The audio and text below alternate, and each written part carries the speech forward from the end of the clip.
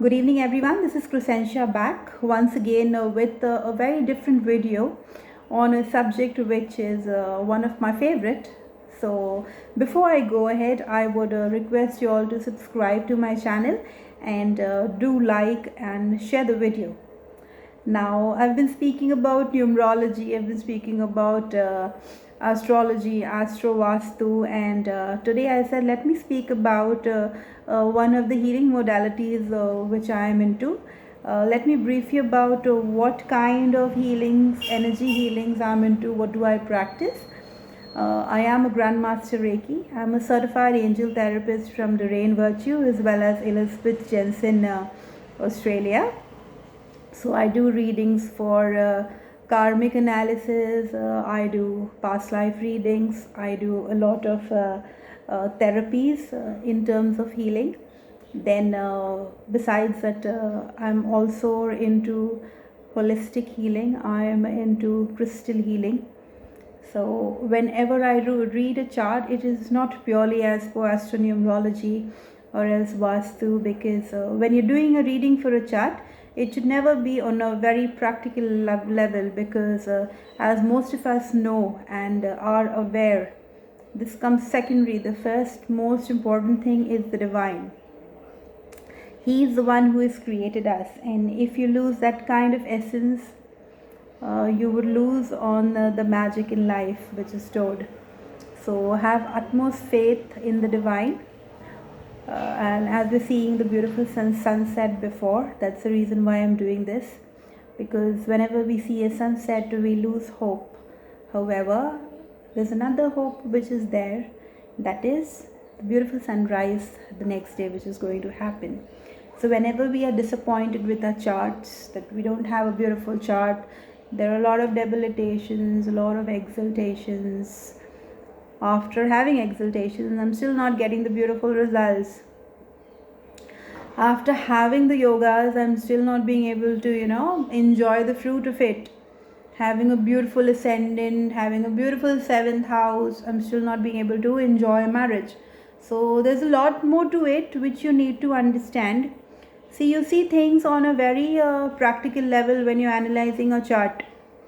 I know most of the astrologers say, okay, fine, follow this specific technique, this would happen. There are n number of remedies online which people are doing. Remember, this is Kali Yuga. You'll do the maximum remedies, the maximum remedies. You would see if you have a 8th house planet and say it's placed in an earthly sign, like I have my Mercury placed in an earthly sign, it would take a lifetime to do remedies. But is that practical? It could be you just get that divine touch and everything sorted out. If I would have a bad Mercury, how exactly would I be able to convey what exactly I understand about the subject to you? How is it that most of you guys would have that kind of trust in me? It is not possible until unless Mercury is placed well on your chart. This would not happen. On a very practical level, I would say, oh, my Mercury is not placed well, so okay, fine, let me just forget communicating, let me take something else which I don't like. What exactly is happening today? Most of you let me tell you who exactly gets in touch with an astrologer. 99% of people get in touch with an astrologer when they have some kind of an issue. It's not that you get married and you say, wow, I'm married, I just called up to tell you that I'm married. No, you would say, I got married and this is what is the problem which I've come up with. There is no one who would call up and tell an astrologer, hey, see, I just bought a new house, I have called up to inform you. Say, no, I bought a new house, this is what is the issues which I'm facing after buying a new house. So if I go ahead and just give you a remedy and tell you things would work, no, it doesn't work that way. Why? Because we have a dashas. In our dashas, we have the main planet. Then we've got our Antardasha, the second planet plays an important role. Then we've got the Pratyantar Dasha, and then the other dasha is coming in.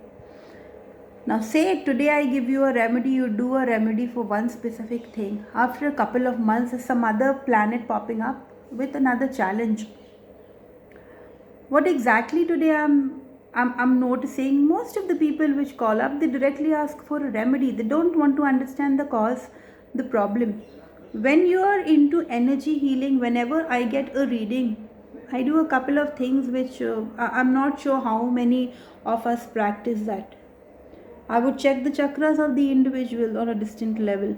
I would check the spiritual body. I would check how strong this person's aura is. Where is the imbalance? I would relate it with the chart. I just don't do prashna because it's okay, you're doing prashna, you're getting those amazing, but I work on a very different level. So what I would do, I would go ahead and check the spiritual body. I would work on my pendulum. I would go ahead and see what are the messages which my angels are giving for this specific person with a reading. Today you would get people having financial issues, asking for remedies which would give magic. It would just be a magic after performing those remedies. Let me give you an example how exactly we could identify where exactly the problem is and what can be done. I've seen people calling up and saying that we were advised to keep cardamoms in our wallet. Some say we were advised to keep turmeric with switch numbers, switch words, codes written on it, tied in cloths and kept in the wallet. A very practical and basic understanding what I had all these years when I did readings, I came to know, like, say for example, somebody is coming to you with a Venus debilitated, or else being a Badaka, or else being a Maraka planet, and the person has been advised, just because Venus has all the wealth, the luxuries, the money, the finances attached to it, this person is advised to keep green cardamoms with him, and he expects some beautiful wonders to take place.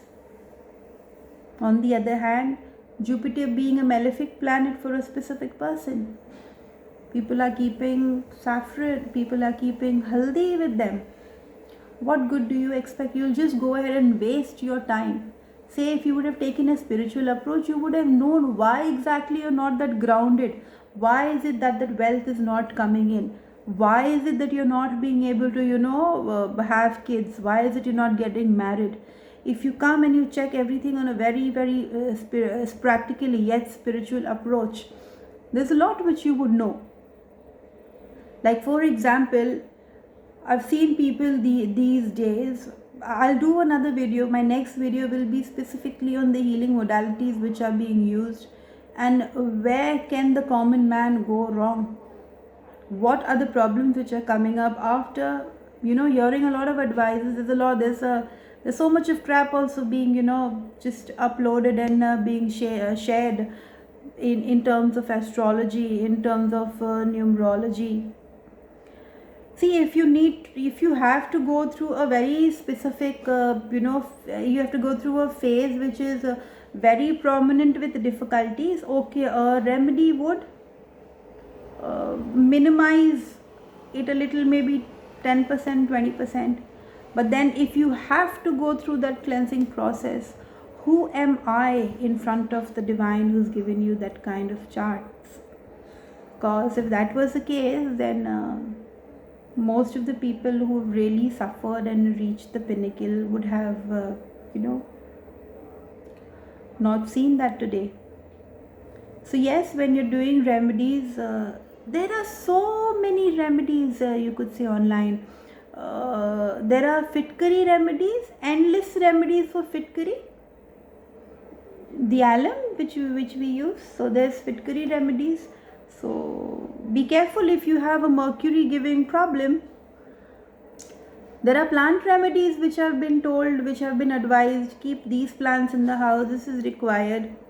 If you have a bad mercury, if you have your mercury in a debilitation sign, can you go ahead and keep plants? It's a question to you.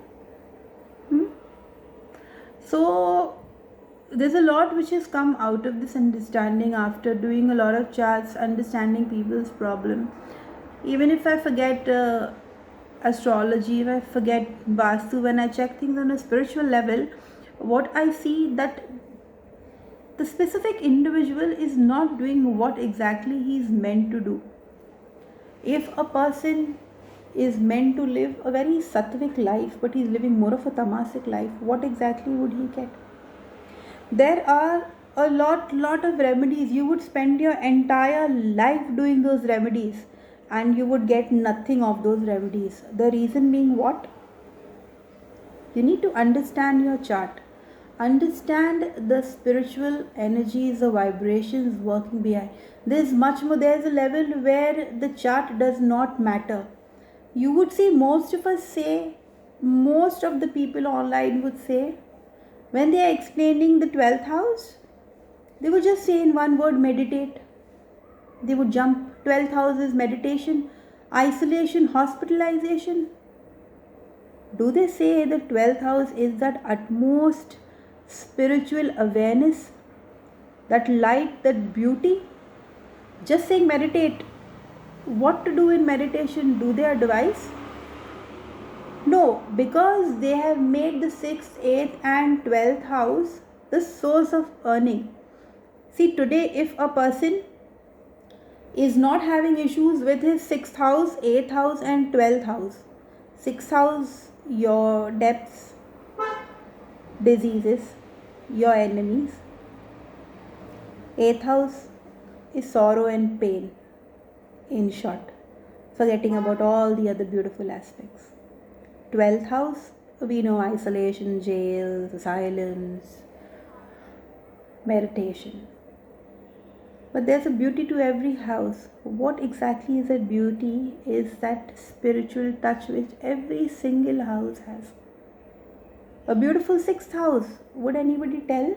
The beauty of the 6th house is what? Amazing healers. Someone who could touch the other. Amazing Reiki masters, healers. 8th house, beautiful occultists, tantric gurus. Someone who knows that, energy of the 8th house to dig deep. What is the 12th house? High state of meditation, oneness. When you say isolation, what do you get when you are isolated? You look at things at a very different perspective. That is what is the 12th house. I'll speak to you. I'm doing a series in which I'm making a lot of awareness for people that please do not do hundreds and thousands of remedies and rituals. This is Kali Yuga. Understand your chart and try to move on rather than correcting your chart, because you cannot correct your chart. Maybe you can do it a bit, because if we humans could go ahead and erase our entire chart and create something new, God would have not given us this human form. We would have been sitting there with Him. If we had the power to go ahead and erase our chart and overcome all the karmic hurdles, if we have that kind of power, we would have not been human beings. We all are here to understand why we are here. So keep watching and liking my videos. In my next video, I will be talking about Reiki. What to do and what not to do in Reiki or as any other healing modality. What's required and what's not required. Thank you so much for watching. God bless you.